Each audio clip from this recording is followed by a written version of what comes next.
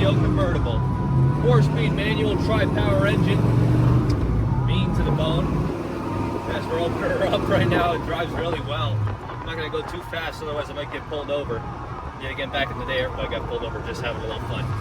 This one has vintage air, as you can see. Retro sound radio, power steering, power brakes. It's a really cool wooden wheel. For now, we'll demonstrate the brakes. I've already tested the power good enough already.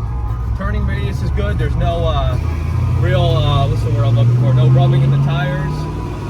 Really releases when you give it the gas. Clutch feels really good. White interior shines. The blue exterior has no bubbles, no rust. Very clean top to bottom. And yeah, pretty cool from Pontiac. Anyway, we're gonna get her turned around, get her on the lift, let you guys take a look at the underneath. We'll see you there.